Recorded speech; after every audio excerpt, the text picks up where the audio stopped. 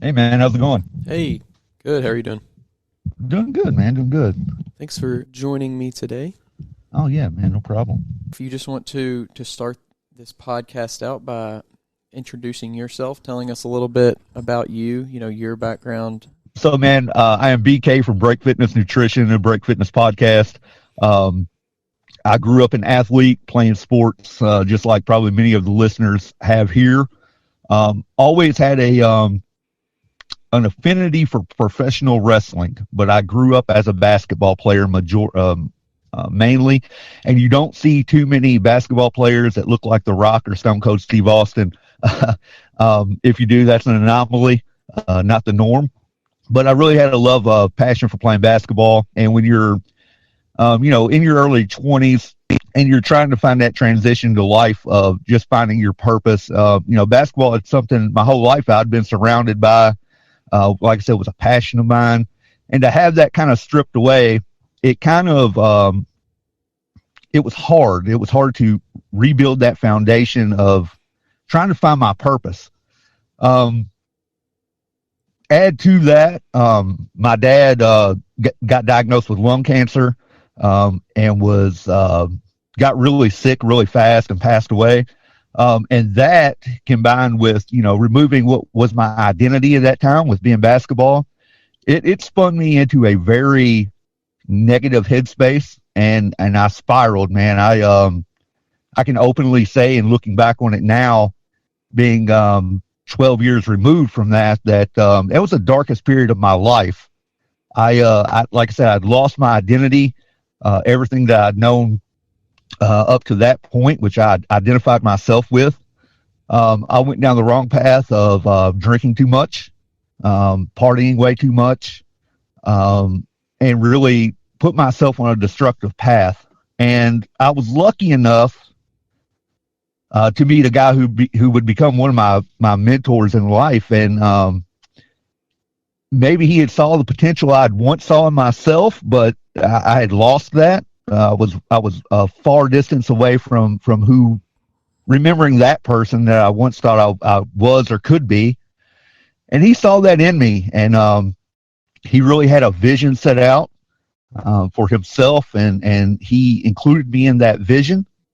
It kind of rekindled that spark in me, and I began to rebuild my life, man, and really coming out of that, I think it made me a stronger person.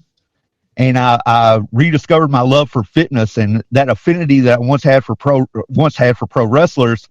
I started to try to change my body and build my body into that, and that's where I'm at today. And it's allowed, man, not only the physical aspect of it, but it unlocked something mentally in me and really set the fire. And I began to craft my own vision for things. So fast forward to today, I've started a supplement company here out of Louisville, Kentucky, Break Fitness Nutrition. You can check that out on breakfitnessnutrition.com. We are very much in the infancy stages of that. Really excited with the support and everything so far. And the Break Fitness podcast is just really an outlet for that, a communication to kind of interact with people.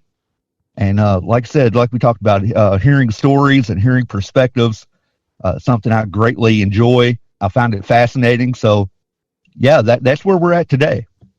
Gotcha. That's I know here in Kentucky, I'm also located here in Louisville, Kentucky. Basketball is just such a big part of the college town. It's Louisville town. It's a Louisville town, but you got Kentucky in there just as much. University of Kentucky, and then several other smaller schools. Even past those two are just people.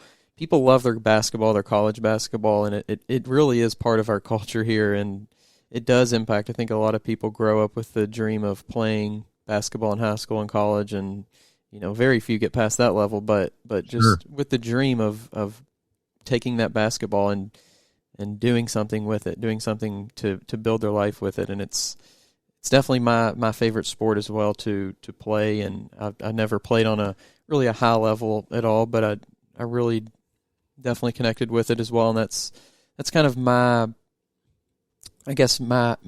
entrance into the sporting world, and I guess kind of leading me into somewhat the path of fitness as well, is just kind of getting into sports through basketball, and definitely it led me somewhat down the path I am today as well. So definitely completely understand, the love for the game. And was wrestling, was that something that was that something that you attended, like, going to live events? Was that something you like to watch on TV? What was like? Explain a little bit more into that.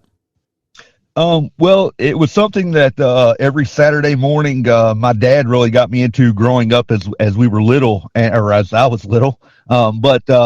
Yeah, so we would go to live events locally, whether that was just local things or if the WWF at the time was in town, which is now WWE. If that was in town, we would always go. Yeah, man, I got really, a lot of people use the word fake for professional wrestling, and true, but it's more scripted than anything, right? And those guys are performing it takes talent to do that. Not everyone can just roll out of bed and do that.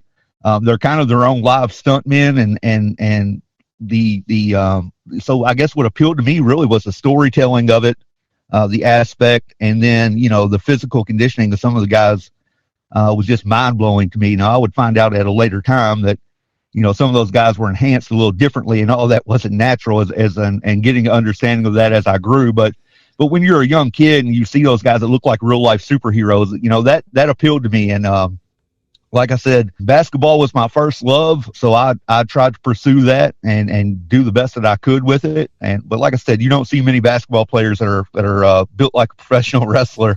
So, one or the other. I did, have a wild dream, probably in my early teens, that I was going to do professional wrestling, right? And I got laughed at a lot for that, but it was something that I had looked into, and, realistically, the opportunity is there being in Louisville. Ohio Valley Wrestling has been there for a very long time. So had I chose to go down that direction, the resources were there to do that.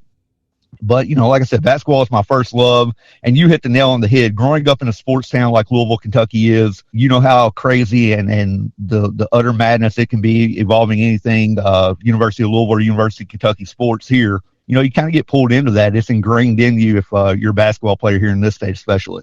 Yeah, definitely. There's just so much culture behind that basketball, but also, like you said, the wrestling too it's a pretty good community here. I mean, I'm not super deep into it by any means, but just back in the day, my family was slightly into the professional wrestling side of things. My older brother kind of got into it, and it kind of just trickled down from there a little bit.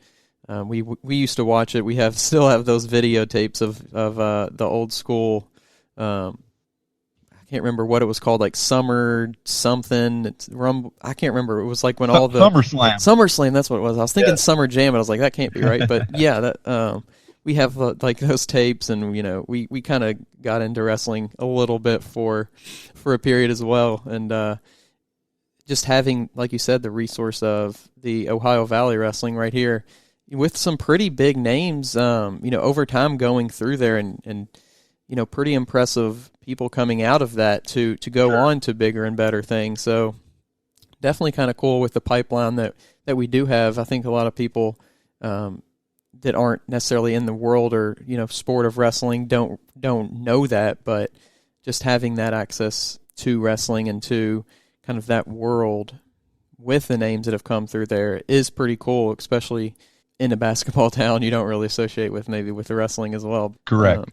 At what point did you start taking your fitness pretty seriously, getting more regimented about it? Was it something that you did with basketball, or is it kind of a little bit later on you started to really get more into the fitness side of things? Well, with basketball, I really focused on plyometric training was big back then. So I've done a lot of that. Being 6'2", not abundantly athletic, I wouldn't classify myself as athletic by any stretch of the imagination. I tried to work hard on cardio, plyometric work, try to build up my weak points. I was very, very aware of my weak points and what I had to get stronger at. So that was something that my training kind of consisted of then. I really shifted to more weightlifting probably in my mid-20s and started there, and really trying just to build my stronger body, man. And it was a compounding thing for me. Not only was I investing that time in myself to kind of make myself physically stronger, it was a huge mental outlet for me. I was letting go of a lot of stress. Like I said, I'd fallen into a dark path. So you got to understand from where I was coming from there, it was really reconstructing and building a stronger foundation for myself, both physically and mentally. And so instead of going out every weekend, I would have friends that were going out every weekend, and I would be in the gym doing something or consuming content online of trying to read and understand different perspectives like we talked about earlier. Corey Gregory was a huge help to me in that. I don't know if you're familiar with Corey Gregory or not, but started out with Muscle Farm, now has his own supplement company, Max Effort Muscle. I was able to actually meet Corey about 2 years ago and kind of shake his hand and tell him, look him in the eyes and say, thank you. You impacted my life in a very positive way, and you have no idea, right? And he was very humble and very opening. And we actually had maybe a 10-minute conversation, which he took the time out to actually do. And I'm super thankful and appreciative for that. But yeah, and about like I said, about my mid-20s, I started really focusing in on that and trying that rebuilding process. I had a vision in my head of who I wanted to be, and realized very quickly that I was not that person at that time. So coming out of that, I was lucky enough, like I said, to have a couple mentors that invested their time in me and kind of relit the fuse inside me. And yeah, and I'm still building. I think I'll be building and learning until it's all said and done.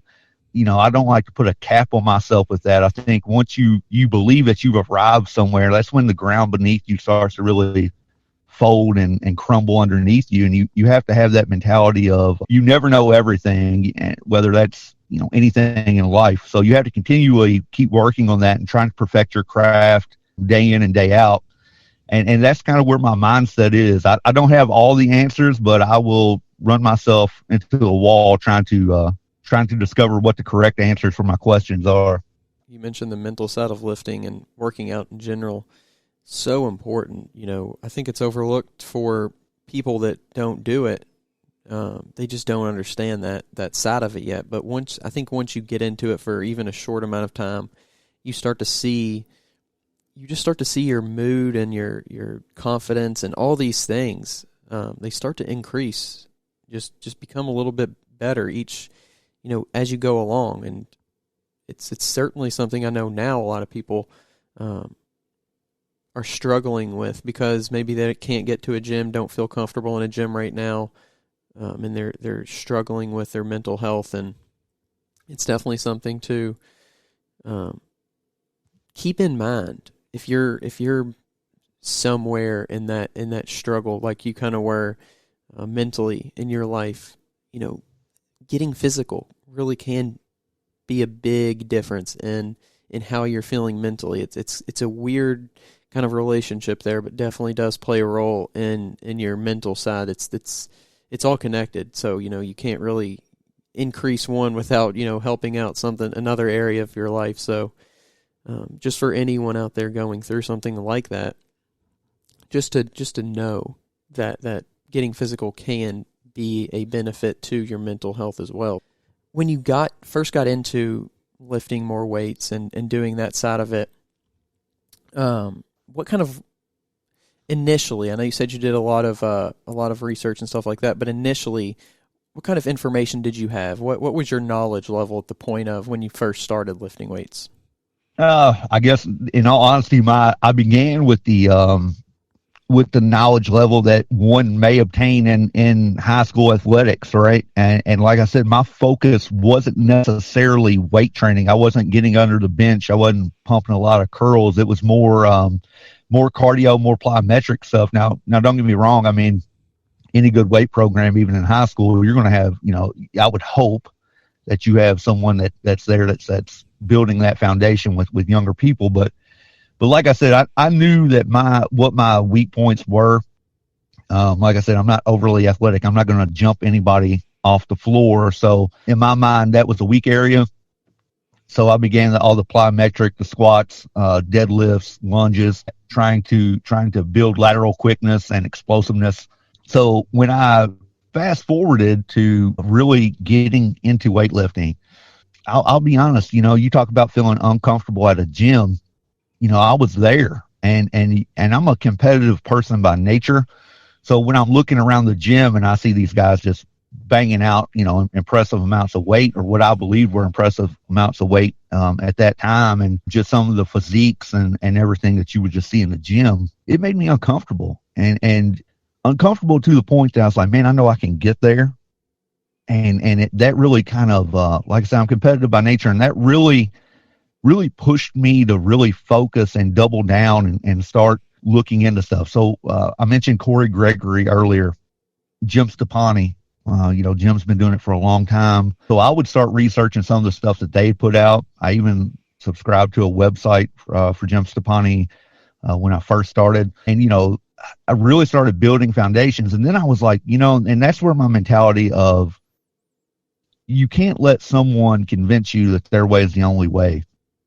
So I became a student of stuff like that. So I started looking, at a lot of different people, because like we said, there's a lot of content out there that you can look at, right? So you kind of have to splice and dice and experiment for what the things that work for you, because what works for you might not necessarily work for me, right? Because you got to build that foundation and understand, repeat. If you're successful at something, go back and repeat that. Don't, if you find something that works, keep going back to that.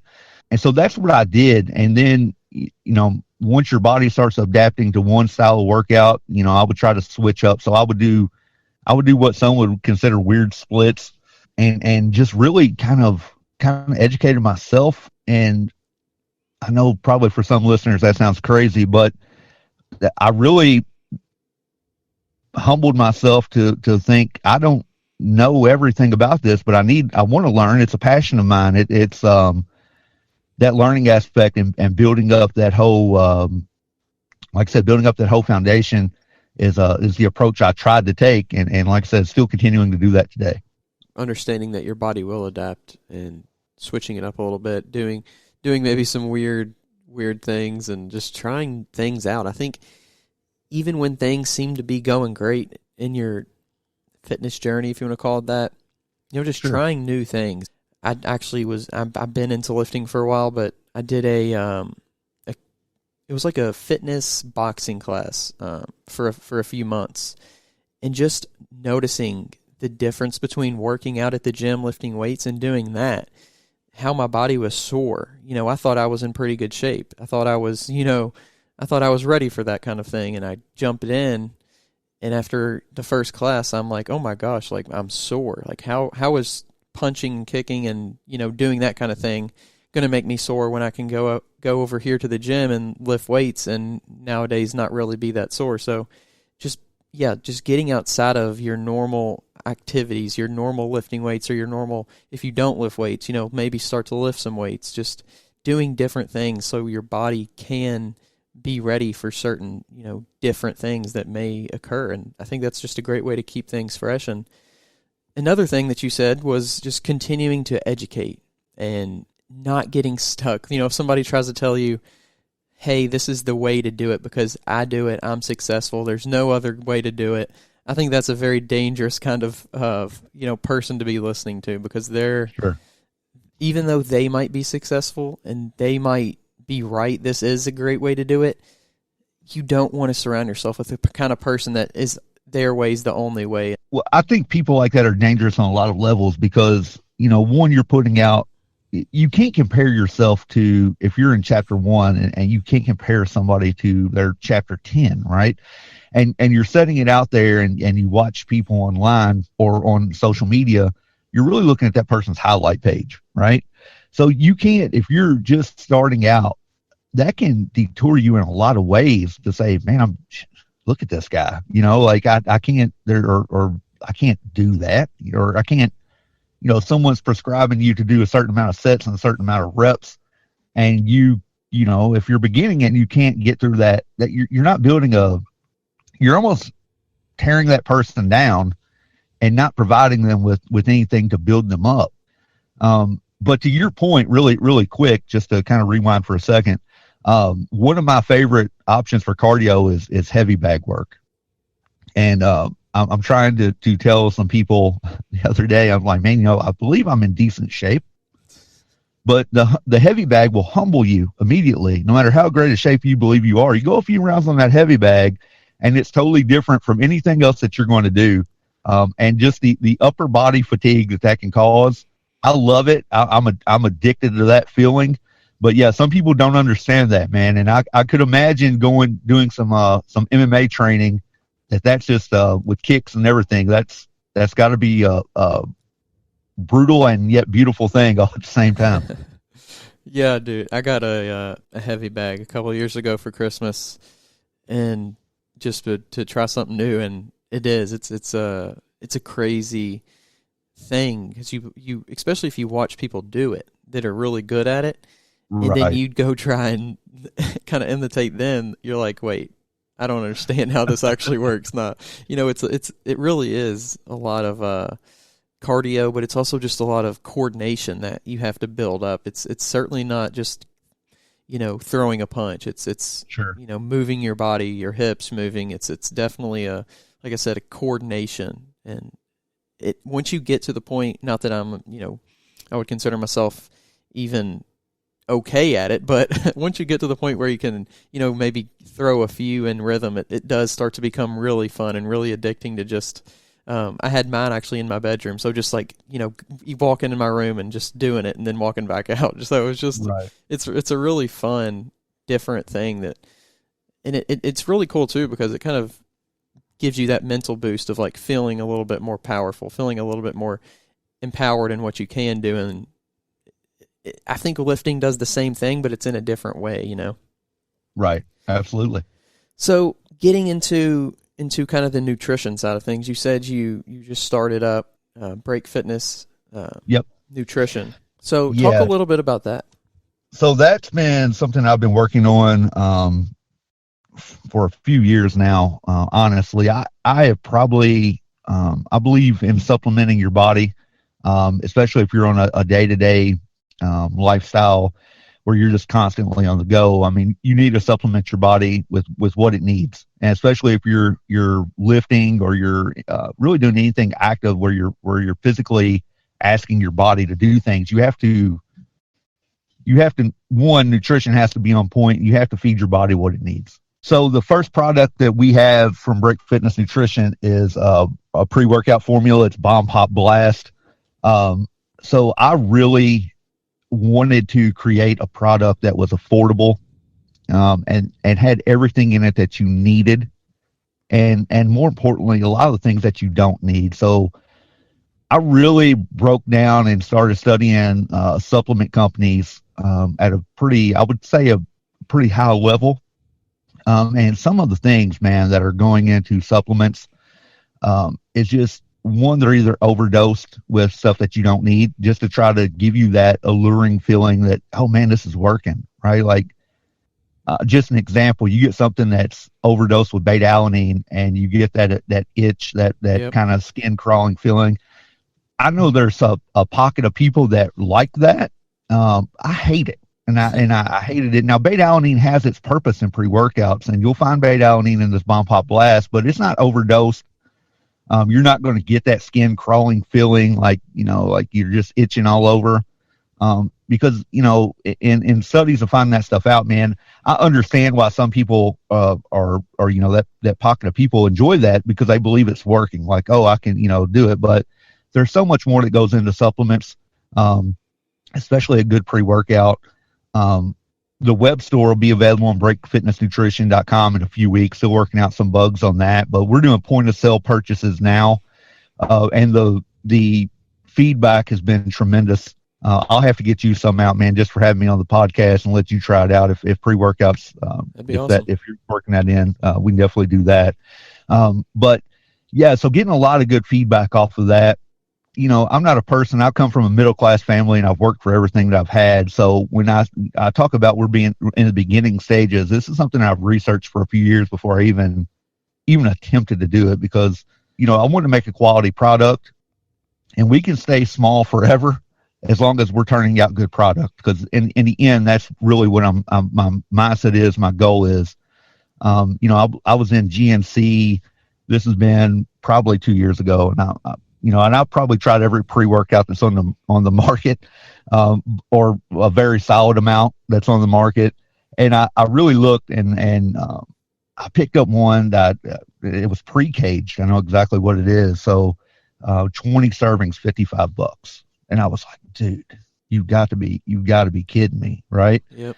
And that, man, was the point of where I was like, you know what? I've been researching this for a while. I'm just going to pull the trigger and do it. And so I partnered up with a supplement company in Atlanta. Really, they gave me free reign to kind of put in what I wanted, what I didn't want. And we began that process. So everything from label design to everything that's in the workouts, I'm overseeing that. So I know what's in the product, which is very important to me.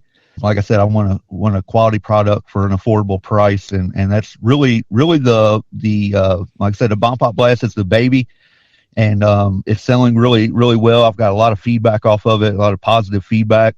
So already thinking about branching out to another flavor pre-workout, looking at proteins for the summer, and just kind of trying to grow it, man. Like I said, I don't have any grand aspirations of taking over the world. I just want to provide a quality product for people. So that's the goal behind it. Yeah, I think that's a good thing to say, because I think when people want to start a business, they think I got to grow to be Amazon to be successful. And right. You can be successful, you can make money, you can have a great business and stay small. I think that's a very missed aspect of the business world. But food, supplements, I think that's so interesting when people get into that, because to me, I just like, especially supplements, I just picture like a scientist or a group of scientists like in a lab, just like doing stuff with their beakers and, mixing up different things. And so how did you and how do you, I guess you said you have a pretty good background with working in the supplement industry, but knowing that this should be at this level, this should be so many milligrams, this should be so many milligrams or grams, and how did you really, when you were making your own, how did you kind of determine that? Did you have a lot of batches? Did you just kind of, how did you really roll through that? One, I've done a lot of self-experimentation, right? Yes, and we did go through several batches of what should be and what shouldn't be. And then you look at the stuff that's out there, right? Because you look at the market of how things are dosed. And then you kind of go into, I kind of went to a comparison mode, right? Do some research. I encourage anybody, go out and do that. Do some research on what is in your supplements that you're taking. Why is it in there? What's the purpose of that ingredient that's in there? And I think it was going to be shocking and eye-opening to find that there's some things in there that you don't, the data doesn't back up why that stuff is in there or why it's dosed out properly, right? And that's what I really began to look at, going back and reading a lot of reports on certain ingredients, and then going from there. And like I said, a lot of self-experimentation of different batches of finding out, how does it make me feel? Is it getting me through my workouts? Am I getting that energy rush? Am I feeling that crash? And really just doing a lot of self-research, man. And I would implore anyone, like I said, do your own research on what you're taking. Don't assume that it's a reputable company and they're selling mass quantities of product, so it's got to be good. Do your own research, figure that stuff out, and look out and check out what we got in our products and do the comparison. And I think like I said, I think it'll be an eye-opening experience for you. Yeah, I think a lot of people, including myself, fall into the trap of, not necessarily knowing, especially when you first get into it, not knowing what supplements to take, not knowing what brands to choose. So you just kind of figure out, the most popular brand, and you're going to think, okay, that's probably, the one I should be taking as well. And it's definitely a trap that I find myself getting into even still. It's like, if I see a supplement brand out there, but I don't recognize the name, especially for things like pre-workout and stuff like that. That's not just necessarily, a protein. I think, I don't know, I don't know about this brand, so I don't know how it's going to react with my body, even though it very well could be a better researched, better, dosed brand than the most popular brands out there. And I think when you say, do your own research, figure out why they're putting in what and why they're not putting in certain other things. Also, maybe just once you do that, just do a little experiment on yourself too. Take a few brands that you want to try and figure out what works best for you.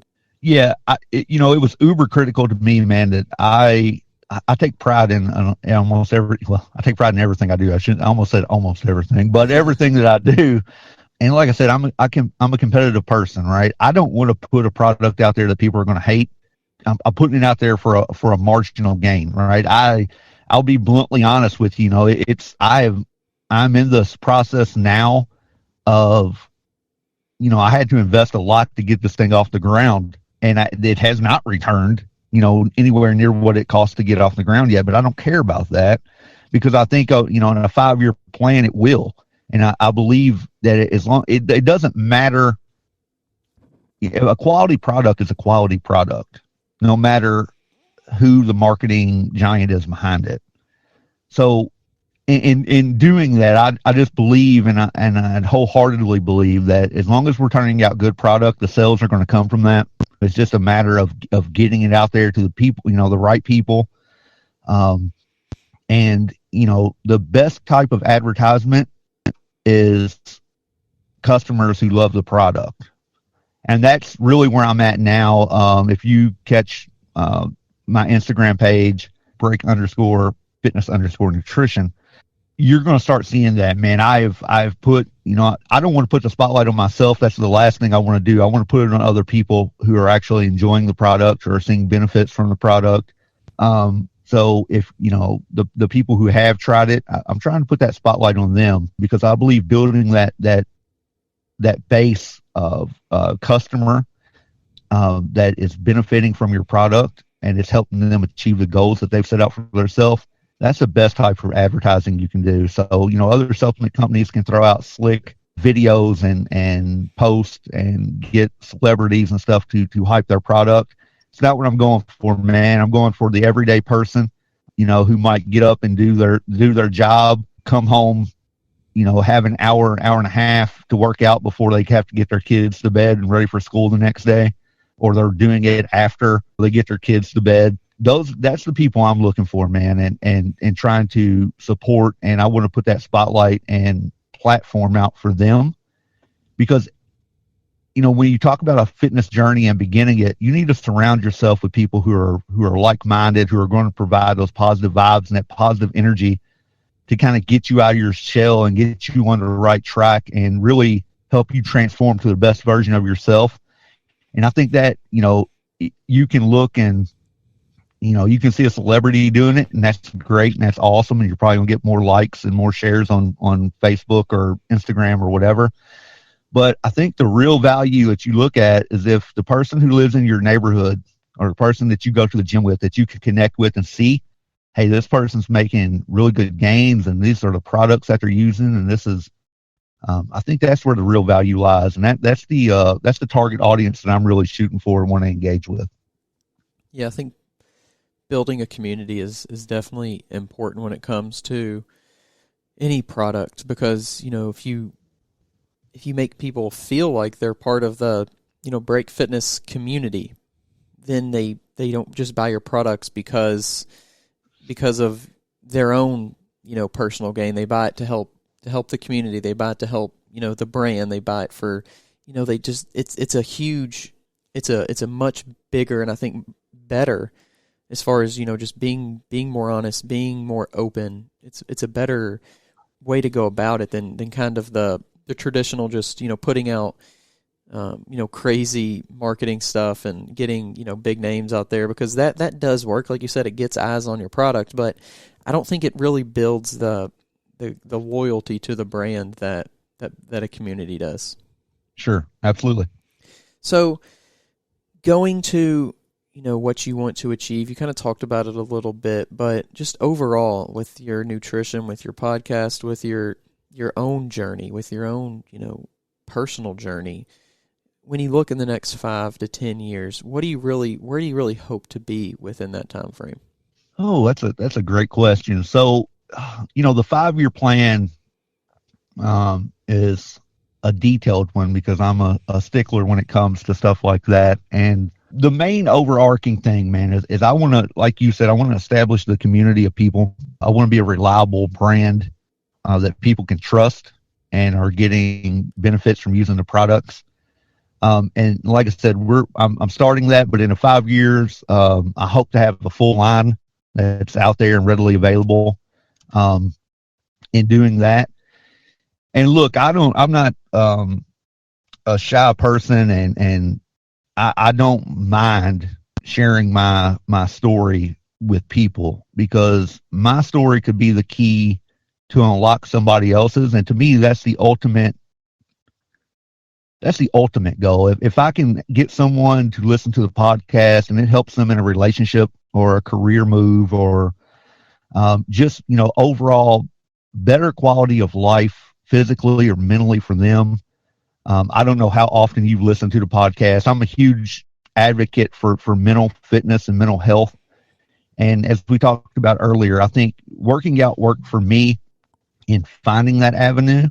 And I never looked at it before then like that, if that makes sense. I mean, you do stuff in high school or to train and prepare for situations or an athletic contest. And I never looked at it then of saying, wow, it's keeping me, looking back on it now, but in the moment, I didn't realize that it was keeping me structured. It was keeping me disciplined for a goal. And the goal then was basketball. But now it's just, I'll share a quick story with you without trying to ramble here, but I was in the gym about a month ago with a friend of mine, and we were there, and we noticed this gentleman who was probably in his late 50s, early 60s. And this guy's just going all out, like he was an animal, right? And everywhere we looked, every station we went to, every part of the gym we went, and we seen this guy working out, man, he was just going at it full blast. So I asked him, we met in passing, and I said, sir, I got to ask you. I said, you were an absolute animal. I said, what are you training for something? I said, what are you have an event coming up? You training?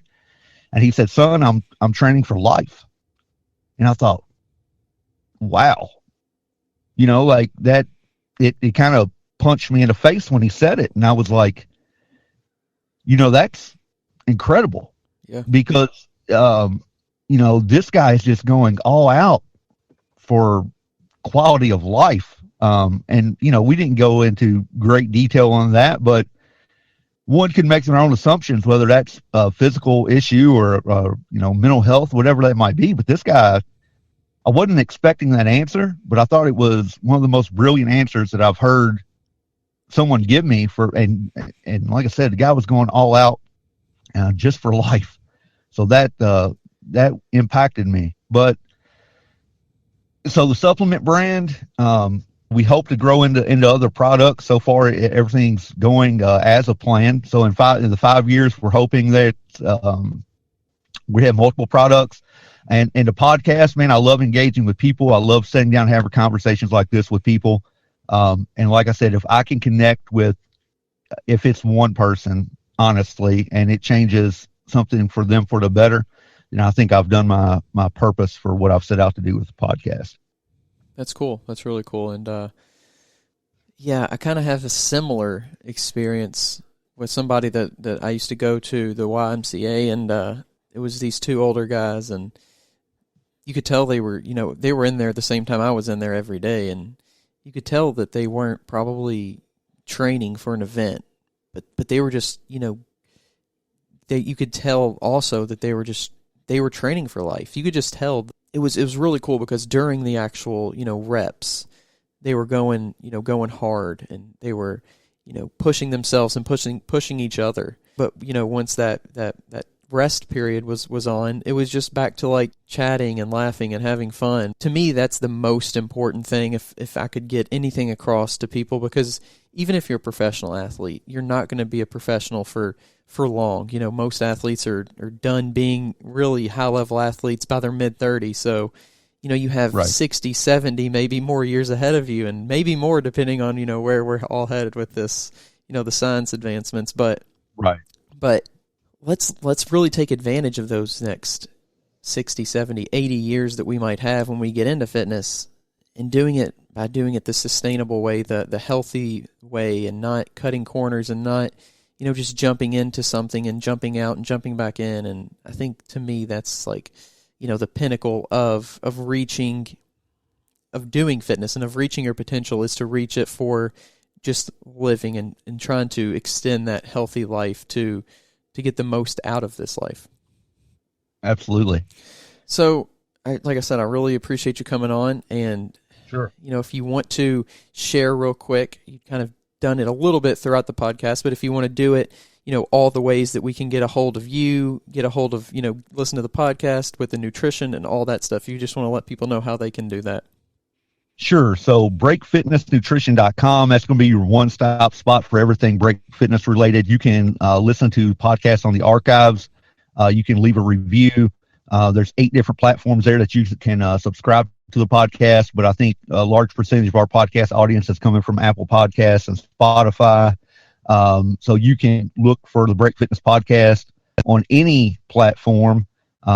And I would really greatly appreciate you subscribe, share it out, leave a review, all that good stuff. Like I said, Bomb Pop Blast is available right now, just sales of purchase at the moment. I would deliver it free to you anywhere within the Louisville, Kentucky area. And then the web store will be up and running. Like I said, and hopefully the next 2 weeks we have that up and fully functional and ready to roll. So you'll have the pre-workout there. Future supplements will be there. Apparel, T-shirts, hoodies, hats, all that stuff will be ready to roll and rock and roll there. And you, like I said, Instagram, Facebook, just search Break Fitness Podcast. You're going to find it. And I haven't even put this out on anything yet, but we're tinkering with the YouTube channel. The first post is up there. And again, you can search Break Fitness Podcast on YouTube. If you would subscribe there, hit that notification bell, all that fun stuff, that would be great. So yeah, man, it's definitely a work in progress, and we're trying to build it. And yeah, man, I appreciate you having me on. This was really fun. We'll have to do it again in the very near future. Yeah, definitely. I'd love that, and, you know, talk more in depth about certain things. Thank you very much. I appreciate the platform.